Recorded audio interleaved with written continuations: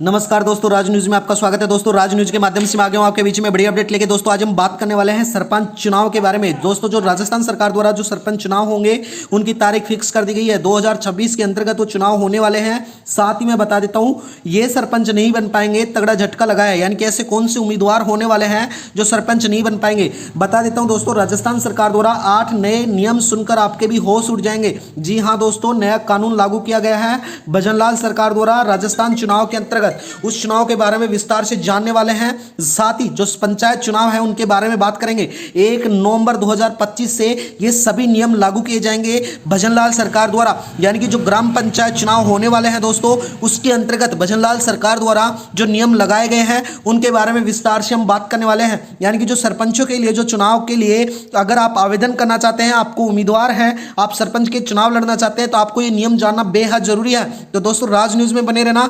विस्तार से हम इस वीडियो के माध्यम से आपको समझाने वाले हैं। यानी कि राजस्थान पंचायत चुनाव 2026 उम्मीदवारों को 10 जरूरी जो नियम लगाए गए हैं उनके बारे में बात करेंगे, और पदों की पूरी जानकारी और जो जरूरी दस्तावेज रखे गए हैं उनके बारे में बात करेंगे। वीडियो कॉन्फ्रेंस के माध्यम से मैं आपको बता देता हूं दोस्तों, यानी कि राज न्यूज के माध्यम से दोस्तों, राजस्थान में पंचायत चुनाव 2026 की जो तेजी से तैयारी चल चुकी है। यानी कि इस बार चुनाव कई बड़े बदलाव लेके आए हैं। आज हम जानेंगे कि किन किन पदों पे चुनाव होंगे, उम्मीदवार के लिए क्या क्या नियम लगाए गए हैं, साथ ही और नामकरण के लिए जो किन दस्तावेजों की जरूरत पड़ेगी। इस वीडियो में अंत तक जरूर देखिए ताकि कोई भी जानकारी आपसे न छूटे, आपको संपूर्ण जानकारी प्राप्त हो। आप चुनाव लड़े या आप मतदाता हैं, अगर आपको मतदान करना है, आपकी पंचायत में भी चुनाव है, तो आपके लिए भी जानकारी बेहद जरूरी है। तो वीडियो में बने रहना, राज न्यूज को जरूर सब्सक्राइब कर लेना।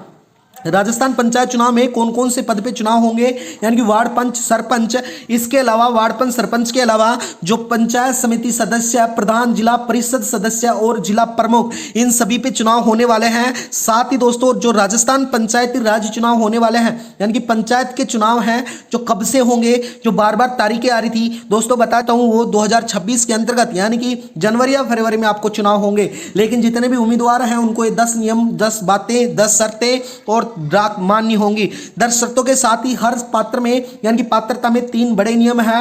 यानी कि न्यूनतम जो उम्र है जिसके अंतर्गत 21 वर्ष होनी चाहिए। यानी कि अगर आप भी चुनाव लड़ना चाहते हैं तो आपकी भी उम्र कितनी होनी चाहिए, कम से कम 21 वर्ष होना जरूरी है। इसके साथ ही उम्मीदवार राजस्थान का निवासी होना चाहिए। साथ ही संबंधित पंचायत क्षेत्र में मतदान होना जरूरी है। यानी कि दोस्तों, जिस पंचायत से आप चुनाव लड़ेंगे उसमें आपका मतदान होना भी जरूरी है। दूसरा जो नामकरण प्रक्रिया है दोस्तों, जो दूसरा नियम है जिसमें बदलाव किया गया है, यानी कि निर्धारित तिथि में नामकरण पत्र जमा होंगे। नामकरण पत्र जमा होने के साथ ही जमानत राशि भी आपको दी जाएगी। यानी कि आपको जमानत राशि वो भी आपको देनी पड़ेगी। साथ ही सभी कागजात और स्वयं प्रमाण पत्र भी आपके पास होना जरूरी है, तभी आप चुनाव लड़ सकते हैं दोस्तों। इसके साथ ही जरूरी जो दस्तावेजों की लिस्ट है वो भी इस प्रकार से होने वाली है। मतदाता पहचान पत्र आपके पास होना जरूरी है। आधार कार्ड, व्यक्तित्व पहचान, जो पहचान पत्र है वो होना जरूरी है। निवास प्रमाण पत्र, यानी कि जो निवास प्रमाण पत्र है पंचायत क्षेत्र के, जो आपके जिस पंचायत में आप हैं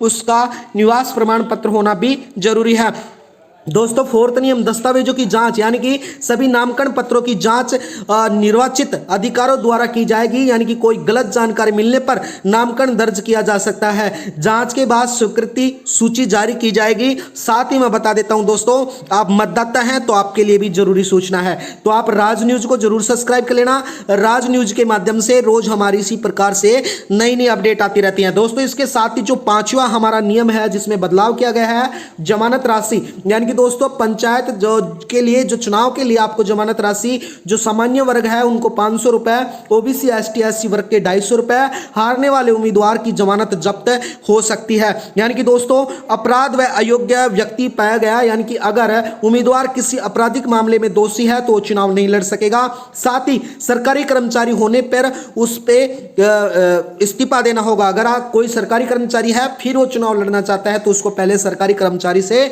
इस्तीफा देना होगा। भ्रष्टाचार या दुराचार के मामले में अयोग्य है तो उसके लिए भी कानून लागू होगा, वो भी चुनाव नहीं लड़ पाएगा। तो पंचायत चुनाव में इसके साथ ही खर्च की सीमा भी तय की गई है सरकार द्वारा। यानी कि पंचायत स्तर चुनाव पर अधिकतम आप 20,000 रुपए तक का खर्च कर सकते हैं, और पंचायत समिति सदस्य के लिए अधिकतम 50 और जिला पार्षद स्तर पर अधिकतम 1 लाख। अगर सीमा से अधिक खर्च करने वाले उम्मीदवारों को अयोग्य घोषित किया जाएगा। राजस्थान सरकार द्वारा यह भी बड़ा नियम लगाया गया है। इसके साथ ही दोस्तों जो 8वां नंबर है प्रचार नियम, यानी कि किसी भी धार्मिक या जाति जो अपील प्रतिबंध है उसको भी किया गया है। साथ ही लाउड स्पीकर, बैनर आदि के लिए अनुमति आवश्यक है। अगर आप बैनर लगा रहे हैं या लाउड स्पीकर तरीके से प्रचार कर रहे हैं तो आपको सरकार द्वारा यानी कि प्रशासन द्वारा अनुमति लेना भी जरूरी है। गलत प्रचार और झूठी जानकारियों की कार्रवाई भी हो सकती है दोस्तों। इसके साथ ही नियम अगला लगाया गया है, यानी कि राजस्थान सरकार द्वारा जो 9 नंबर नियम है यानी कि 9वां नियम है महिला आरक्षण नियम, यानी कि महिलाओं को 50% सीटों पर आरक्षित होंगी, यानी कि ST SC OBC आरक्षित जो रोटेट्स प्रणाली है वो लागू होगी। साथ ही आरक्षित सीटों पर केवल योग्य वर्ग की महिलाएं ही चुनाव लड़ सकेंगी। दोस्तों इसके साथ ही जो 10 नंबर नियम लगाया गया है आचार संहिता, यानी कि कोड ऑफ कॉन्ट्रैक्ट में आचार संहिता में यानी कि चुनाव की तिथि घोषित होते ही आचार संहिता लागू हो जाती है और आपको उसका नियम पालन करना होगा। साथ ही सरकारी संसाधनों में राजनीतिक उपयोग वर्जित होगा, यानी कि आप किसी भी सरकारी बस वगैरह में आप अपना राजनीतिक उपयोग नहीं कर सकते, यानी कि आप प्रचार में नहीं कर पाएंगे। साथ ही नियम तोड़ने पर उम्मीदवार को कार्रवाई होगी और उसको निष्कासित भी किया जा सकता है। तो दोस्तों अगर आप भी चुनाव लड़ना चाहते हैं तो आपको इन सभी नियमों का पालन करना पड़ेगा। साथ ही निवास प्रमाण पत्र, passport size photo, ST SC OBC यानी कि आपका जाति प्रमाण पत्र होना जरूरी है और शैक्षणिक प्रमाण पत्र यानी कि जो 12वीं कक्षा तक के प्रमाण पत्र होना आपके पास जरूरी है। जमानत राशि आवेदन के साथ आपको जमानत वाली राशि देनी पड़ेगी और घोषणा प्रमाण पत्र यानी कि सभी सत्यापन होना आपके पास जरूरी है। और अब दोस्तों एक राज्य में एक चुनाव जो जनवरी फरवरी में आयोग द्वारा चुनाव किए जाएंगे जो जल्द ही होने वाले हैं। तो आपको ये नियम समझ में आएंगे दोस्तों। राज न्यूज को जरूर सब्सक्राइब कर लेना। राज न्यूज के माध्यम से रोज हम इसी प्रकार से नई नई अपडेट लेके आते रहते हैं। तो दोस्तों जल्दी पंचायत चुनाव होने वाले हैं। अगर आप भी उम्मीदवार हैं तो आपके लिए बेहद जरूरी जानकारी थी। दोस्तों वीडियो में बनने के लिए धन्यवाद। आपका दिन शुभ हो। धन्यवाद दोस्तों।